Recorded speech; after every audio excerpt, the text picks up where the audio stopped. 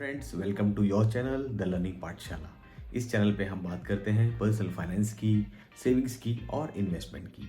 तो आज की वीडियो में जो हम बात करने वाले हैं वो है एसआईपी वर्सेस लमसम, यानी कि एसआईपी क्या होती है और ये किस तरह से काम करती है, लमसम क्या होता है और ये किस तरह से काम करता है, में से बेस्ट कौन सा है, हमें इसमें किस तरह से इन्वेस्ट करना चाहिए। म्यूचुअल फंड पे हम बहुत सारी वीडियोस ऑलरेडी बना चुके हैं। अगर आप नए हैं, आप म्यूचुअल फंड को समझना चाहते हैं तो हमारी सीरीज जरूर देखिएगा, क्योंकि हमने उस सीरीज को बेसिक्स से चालू किया है।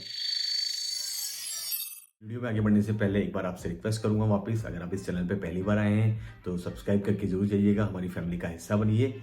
लाइक, शेयर एंड कमेंट्स जरूर कीजिएगा। अगर कुछ भी बुरा लगा हो तो बताइए, अच्छा लगा हो तो लाइक कीजिए। तो आज की वीडियो में हम बात करने वाले हैं सिप के बारे में, हम बात करने वाले लमसम के बारे में, उससे होने वाले बेनिफिट्स के बारे में, और किसके लिए सिप अच्छा रहेगा और किसके लिए लमसम अच्छा रहेगा। फ्रेंड्स, आई एम श्योर कि आप सबके कोई ना कोई ड्रीम्स होंगे, आप सबके कोई ना कोई एम्स होंगे, आप सबके कोई ना कोई लक्ष्य होंगे जिन्हें कि आप अपने जीवन में पाना चाहते हो। मैं यहाँ पे ऐसे एम और लक्ष्य की बात कर रहा हूँ जो कि पैसे से ही संभव है, जैसे कि कोई घर खरीदना, कोई गाड़ी खरीदना, कोई हॉलीडे पे जाना, बच्चों की शादी, बच्चों की एजुकेशन, हमारा रिटायर, या फिर इसी तरह से और चीजें जो आपके जीवन में इंपॉर्टेंट है। तो उन लक्ष्यों को पूरा करने के लिए हमें कोई ना कोई स्ट्रेटेजी लगेगी। उसी में से बहुत बेसिक दो स्ट्रेटेजीज आएंगी, जो कि पहली है सिप और दूसरी है लमसम। इसको एग्जाम्पल से समझते हैं।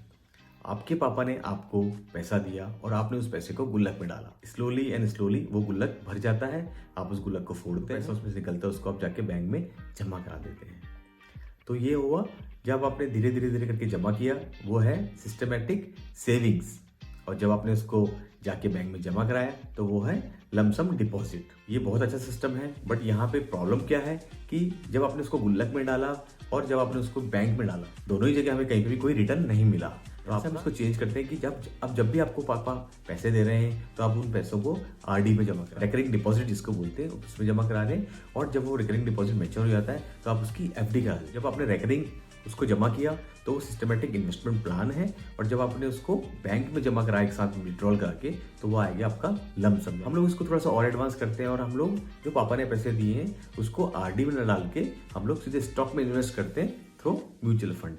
तो ये जो सिस्टम है इसको कहते हैं हम SIP, यानी कि सिस्टमेटिक इन्वेस्टमेंट प्लान। आप थोड़ा थोड़ा पैसा एक सिस्टमेटिक वे में इन्वेस्ट कर रहे हो। आप मानो कि कभी पापा ने आपको एक साथ थोड़ा सा ज्यादा पैसा दे दिया, उस ज्यादा पैसे को म्यूचुअल फंड में इन्वेस्ट कर दिया इन वन टाइम, तो वो कहलाता है लमसम। तो ये डिफरेंस हुआ सिप में और लमसम में। आई होप कि ये चीज आपको क्लियर होगी कि SIP क्या होता है और लमसम क्या। अब हम बात करते हैं SIP के बेनिफिट्स की।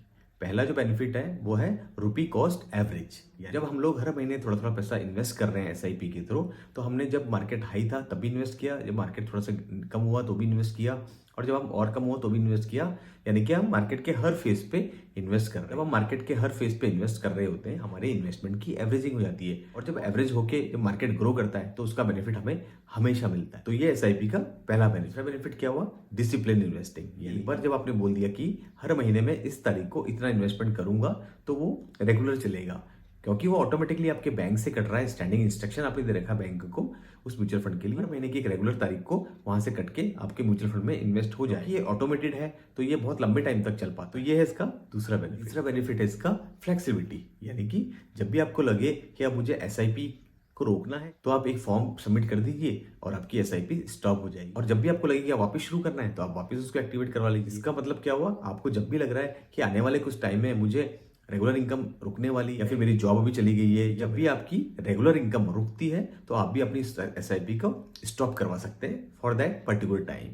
और जब आपको लगे कि अब मेरी रेगुलर इनकम वापस शुरू हो गई है तो इसको आप वापस रीस्टार्ट करवा सकते हैं। तो SIP के ये 3 बेसिक बेनिफिट्स हैं जो कि आपके लिए काफी बेनिफिशियल हो सकते हैं। SIP को कब चूज करना चाहिए? मैं कहता हूं उसको अभी चूज करना चाहिए, क्योंकि आपके कॉस्ट को एवरेज कर रहा है। तो आपको कभी नहीं सोचना चाहिए कि जब मार्केट गिरेगा तब मैं इन्वेस्ट करूंगा, या जब मार्केट ऊपर जाएगा तब मैं। अगर आप 10,000, 12,000, 15,000 भी कमा रहे हैं तो वेट मत कीजिए कि जब मेरे पास पैसा ज्यादा होगा, जब मेरी सैलरी ज्यादा होगी तो मैं इन्वेस्ट करूंगा। फ्रेंड्स, 1,000 रुपए से शुरू कीजिए। ये इन्वेस्टिंग के बारे में नहीं है, ये शुरुआत करने के बारे में। आप शुरू तो कीजिए। यू नेवर नो कि जो जर्नी आपने आज शुरू की है वो आपको कहाँ लेके जाएगी। एंड आई एम श्योर इस जर्नी को मैंने खुद ने पर्सनली देखा हुआ है, पर्सनली समझा हुआ है। Start as soon as you can. तो सिर्फ अभी अभी और अभी शुरू कीजिए। फ्रेंड्स, मैं SIP और लमसम को लेकर आपसे एक बात शेयर करना चाहूँगा। SIP जो होती है वो फॉलिंग मार्केट में आपको ग्रोथ देगी, क्योंकि यहाँ पे एवरेजिंग हो रही है, यानी कि 100 पे भी आपने इन्वेस्ट किया, 80 पे भी आपने इन्वेस्ट किया, 60 पे भी आपने इन्वेस्ट किया और 40 पे भी इन्वेस्ट किया। तो जब आपने अलग अलग लेवल पे इन्वेस्ट किया तो आपका एवरेज जो कॉस्ट है वो डाउन आ गया। अब जब मार्केट ग्रो करेगा तो आपका एवरेज कॉस्ट जो कि लोअर है वो आपको बहुत ज्यादा बेनिफिट दे पाएगा। यहीं पे लमसम जो होता है वो राइजिंग मार्केट में आपको बहुत बेनिफिट देता है। मतलब जब मार्केट लोअर लेवल पे हो तब आपको उसमें इन्वेस्ट करना है, तभी जाके आपका लमसम जो है ग्रो कर पाएगा। अगर आपने उसको हायर मार्केट में कर दिया और वहां से मार्केट थोड़ा नीचे आया तो आपको उसमें दिक्कत आएगी। फ्रेंड्स, ये मैं बात कर रहा हूँ, ये शॉर्ट कॉन्टेक्स्ट के लिए बात कर रहा हूँ। वैसे एसआईपी और लमसम में अगर आप लॉन्ग टर्म के लिए इन्वेस्ट कर रहे हैं, आपका टाइम फ्रेम अगर 5 ईयर प्लस, आपको इन बातों के बारे में ज्यादा नहीं सोचना है, क्योंकि ये वो बातें हैं जो आपको इन्वेस्टिंग करने से रोक देती है, इन्वेस्टिंग करने नहीं देती है। अब हम बात करते हैं बेनिफिट ऑफ लमसम। पहला बेनिफिट है कन्वीनियंस, यानी कि इजीनेस।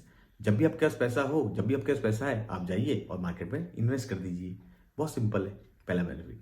दूसरा बेनिफिट है टाइमिंग, यानी कि अगर आपके पास पैसा है तो hold it, wait for the good time. जब भी मार्केट फॉल होता है तो आपको वहां पे इन्वेस्ट करना है, जिससे कि आपको ग्रोथ ज्यादा मिल पाए दूसरों के मुकाबले। लमसम का तीसरा बेनिफिट है good to invest for extra money, यानी कि कभी आपको बोनस मिला, कोई आपने इंसेंटिव लिया, कभी आपको पेरेंट्स ने कोई गिफ्ट किया, तो उसको भी आप लमसम के रूप में इन्वेस्ट कर सकते हैं। दोनों में से कौन सी स्ट्रेटेजी अच्छी है, कौन सी हम लोग यूज करें? एसआईपी होती है गिरते हुए मार्केट के लिए, जिससे कि आपका एवरेज कॉस्ट जो है डाउन हो जाए, और लमसम होता है बढ़ते हुए मार्केट के लिए।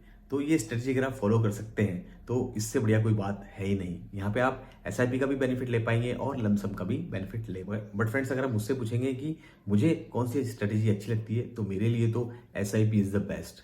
ऑल्दो इसमें रिटर्न थोड़ा कम मिलेगा, क्योंकि एवरेजिंग कभी डाउन पे आएगी, एवरेजिंग कभी हाई पे भी होगी। ऑफ कोर्स कि उसमें रिटर्न मिलने के चांसेस कम हो सकते हैं, but SIP brings absolute peace of mind. आपने इन्वेस्टमेंट प्लान किया, एसआईपी फिक्स कर दी और आप आराम से निश्चित हो जाइए, सो जाइए। तो एसआईपी इज गुड अगर आप पीस ऑफ माइंड चाहते हैं, अगर आप सैलरीड हैं, आपको जॉब भी करनी है, आपका भी काम है, तो SIP is the best way to invest in mutual fund. देखिए फ्रेंड्स, आप दोनों में से कोई सा भी कीजिए, चाहे आप सिप के थ्रू इन्वेस्टमेंट कीजिए, चाहे आप लमसम के थ्रू इन्वेस्टमेंट। मेरा यहाँ पे कंसर्न ये है आप सभी के लिए कि आप शुरुआत कीजिए, चाहे आप सिप के थ्रू करें, चाहे आप लमसम के थ्रू करें, but go through it, experience तो कीजिए।